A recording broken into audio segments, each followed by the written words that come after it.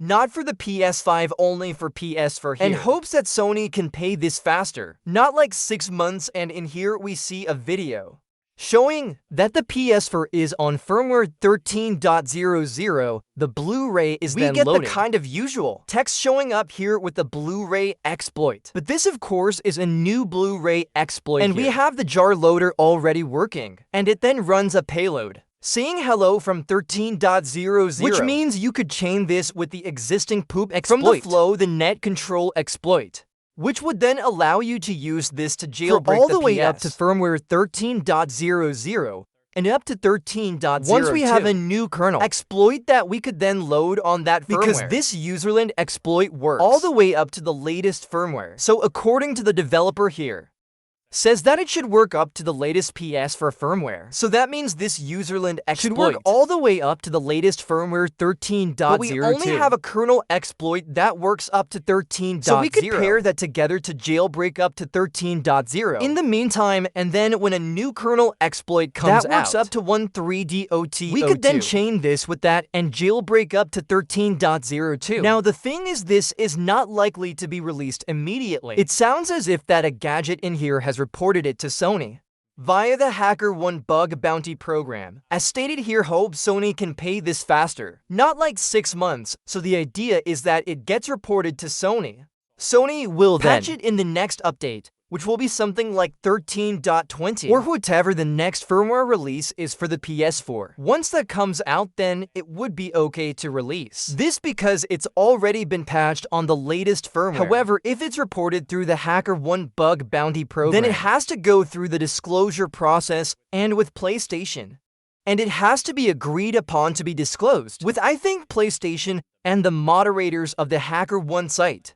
So that all has to be done and agreed upon. And PlayStation might want to wait a little bit longer for people to have updated to 13.20 or whatever the next firmware update that patches the exploit before they will allow this to be disclosed. So that's kind of why Gajina here is saying that hopefully they can, pay it faster and not 6 months. So hopefully it can get disclosed sooner than 6 months. This may also be the same Blu-ray exploit that there was a rumor about that would come out in April, something that would be reported via the HackerOne bug bounty program and would take -1 months to come out. So there was a rumor that we will see a new Blu-ray exploit around April of next year. However, this could potentially come out sooner than that if disclosure is requested sooner, as soon as it's patched. So that's the general idea with this new userland exploit. We'll just have to wait and see. When we get a new firmware update, it should happen pretty soon after this exploit is reported to Sony. If they approve the report, then they should patch it and release a new update above 13.02, which should probably come out fairly soon. And then once it's patched, it will be more likely to get released sometime later. So that is the general idea here with this. We have also seen an update for the PS5. So we're now on firmware 12.40 on the PS5, where they say they've improved the messages and usability on some screens, and also improved system software performance and stability. There was not a parallel update for the PS4 at the same time, so we're still on 13.02, but that is likely to change very soon with this new Blu-ray userland report. So a few other developments on the PS4 to mention here. We got the Netflix and hack exploit is now fully up and running on the PS4. It's implemented with the bin loader and the ability to load a payload from the USB drive. That is all implemented in this particular version, which basically means that you can jailbreak your PS4 if you have a valid license for Netflix. So you need to have already purchased the Netflix application essentially, or downloaded on your PS4 in the past to still have the license on your console and have your console be still on a jailbreakable firmware. If you meet that criteria, then you can jailbreak your PS4 using this application with the lapse exploit currently.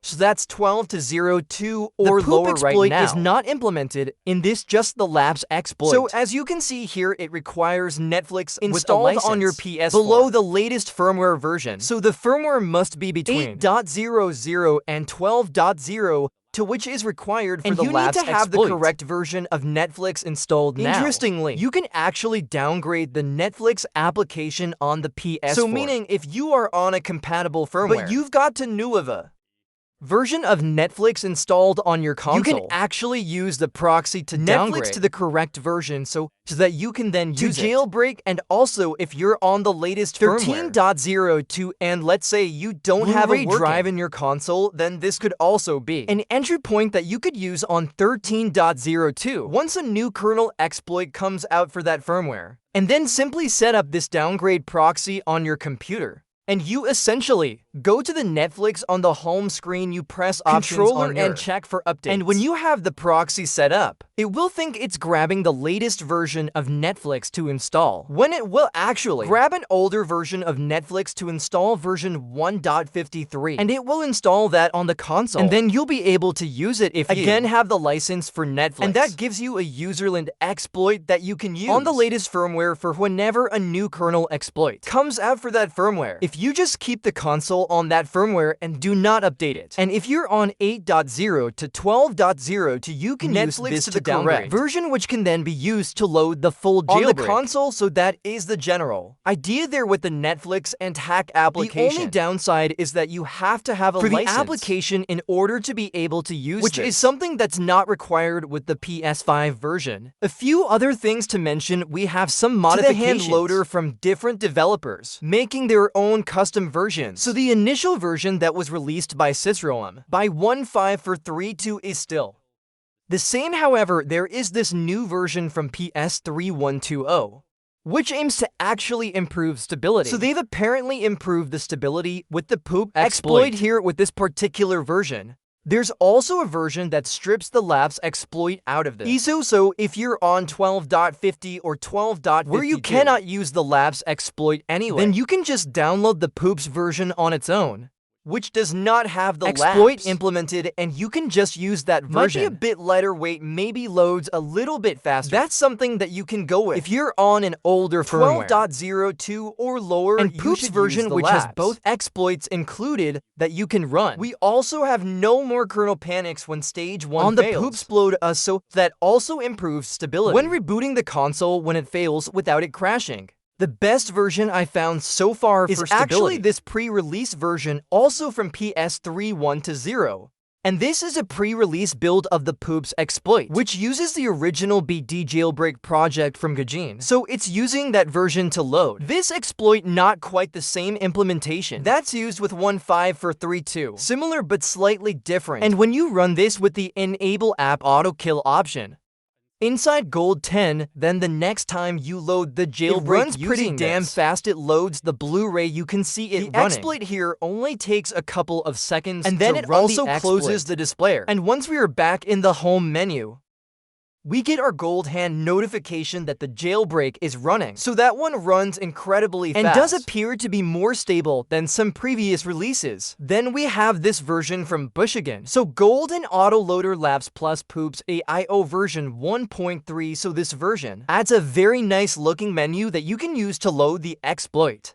So it looks like it has an auto loader built in, which will load probably about 10 seconds. So if you don't, it will just automatically load the default exploit, depending on what you're on. So if you're on 12.0, exploit it will load the last. 12.50 and 12.52, it will load the within that time. And then you also have the option to manually select lapse or poop exploit, whichever one you like. I think the idea is to eventually have an option to enable the auto loader, so it will automatically run the exploit immediately, so that you can choose either to load one exploit or the other, or just choose to automatically load one of the exploits whenever you load the disk, so it will just do that instead of waiting 10 seconds, which should be good. So this one is still a work in progress according to the developer, but definitely has the kind of nicest design and nicest menu that I've seen so far with this particular exploit. So we have a new Blu-ray exploit, but it is private at the moment and is likely being reported to Sony's HackerOne bug bounty program, meaning that we may have to wait a while before it gets disclosed. Until 13.02 is no longer the latest. Even then it might take a while before Sony approves disclosure. So we'll just have to wait and see how that goes, but eventually we should be able to use that to chain it with the poop exploit. Jailbreak up to 13.00, and then whenever a new kernel comes out that works on higher firmwares than 13.00, we could potentially chain it with this Blu-ray exploit to use that to jailbreak up to 13.00. As well, hope you guys enjoyed this one or found useful. The information. If you did, please leave a like and subscribe.